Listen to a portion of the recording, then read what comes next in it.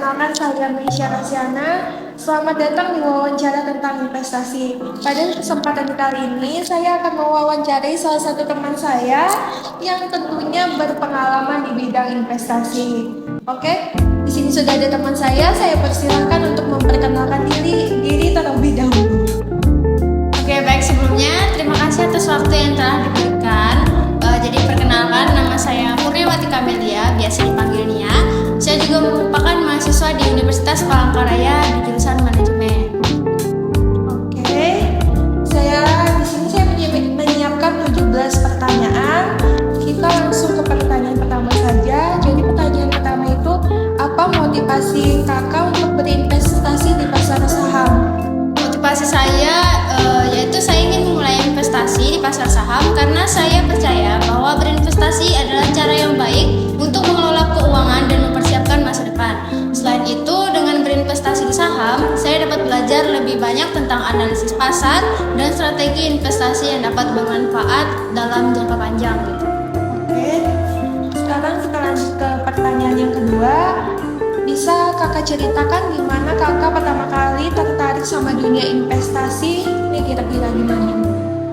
Jadi alasan saya kenapa saya tertarik itu karena saya pernah lihat di salah satu podcastnya Raditya Dika, itu membahas mengenai seputar investasi dan pada saat ini saya kan lagi kerja nih sambil kuliah gitu kan.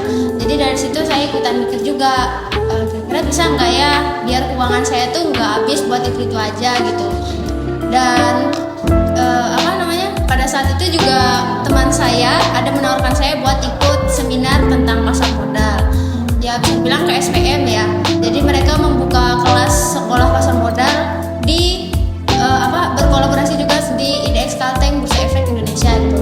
Nah, jadi buat teman-teman yang nggak tahu apa itu IDX Kalteng itu sendiri merupakan perusahaan bursa efek atau pasar modal yang merupakan ruang transaksi jual beli surat berharga seperti saham dan instrumen investasi berjangka lainnya.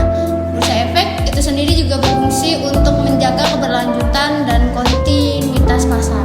Oke, sekarang kita langsung saja ke pertanyaan yang ketiga. Pertanyaan ketiga itu, kapan kakak kira-kira mulai investasi itu secara serius? Kalau nggak salah di tahun 2024, yaitu di semester 3 ya kalau nggak salah.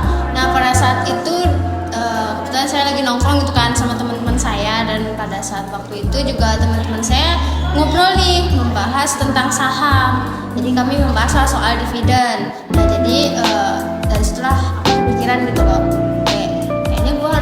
kayaknya aku tuh harus mulai gitu loh, ikutan nanam saham gitu kan, biar nggak ketinggalan gitu. Jadi saya juga bertanya lah ilmunya dari teman-teman saya, dan kebetulan saya pernah ikut juga kan ke SPM itu dan dapat ilmu dari situ, dan langsung diarahkan juga di IDX Kalteng itu buat bikin akun pada saat itu, dan akunnya itu adalah Trako Sekuritas. Oke, jadi sekarang kita ke pertanyaan keempat. Pertanyaan keempat itu, investasi pertama kakaknya itu apa? Investasi pertama aku yaitu adalah saham BCA. Kenapa alasan saya ngambil saham BCA? Karena waktu itu mikirnya itu kan udah aman gitu kan dan terpercaya, dan pada saat itu juga banyak yang nyaranin gitu kalau mau aman ya ambil saham BCA aja gitu. Jadi saham pertamanya saham BCA ya kak? Iya. Oke, sekarang kita ke pertanyaan kelima. Pertanyaan kelima itu, kakak belajar investasinya itu dari mana? Online atau ada les gitu? Kalau dari aku sih campur ya. Aku kadang baca buku kayak The Intelligent Investor, dan juga ikut webinar gratis lainnya, dan juga nonton podcast di YouTube gitu kan. Tapi yang paling ngaruh sih jujur itu ngobrol sama temen-temen yang memang udah terjun di dunia saham gitu.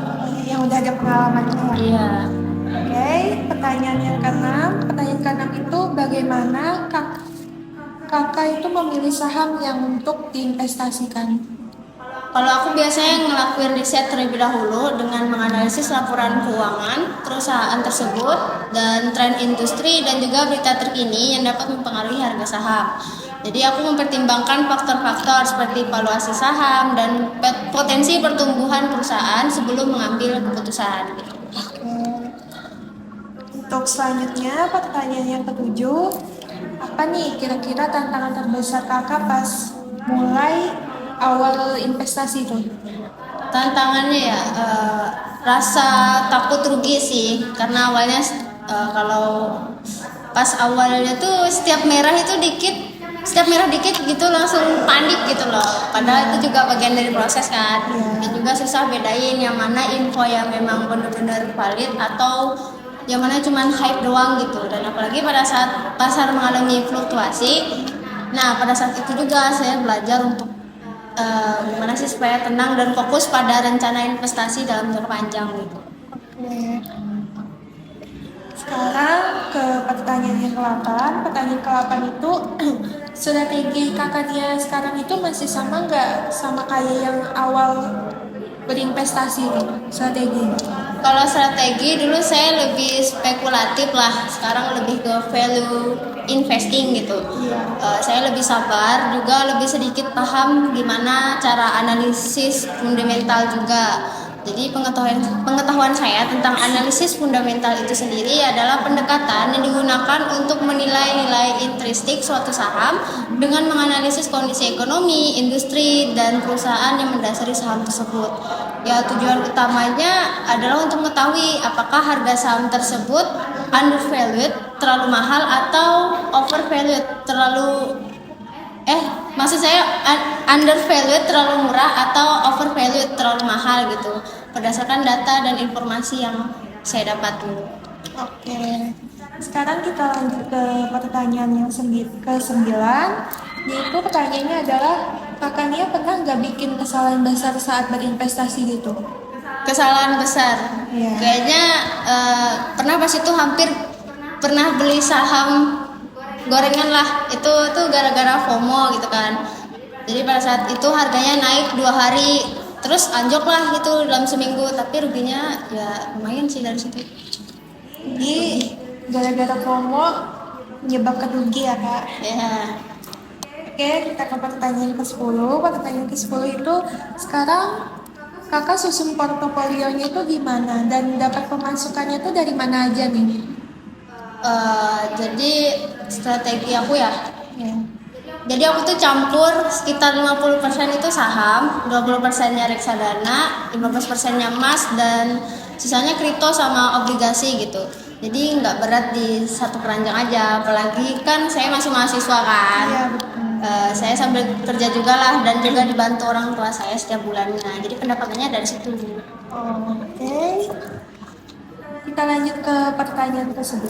Pertanyaan ke-11 itu menurut kakak Nia nih, diversifikasi dalam dunia investasi itu penting banget gak atau gak penting? Menurut aku penting, karena biar kalau suatu saat sektor tuh lagi turun kan, jadi masih ada penopangnya lah gitu. Tapi jangan juga kebanyakan, nanti malah susah buat dimonitor gitu. Ya, segitu aja kak. Jadi kita lanjut aja ke pertanyaan yang ke-12.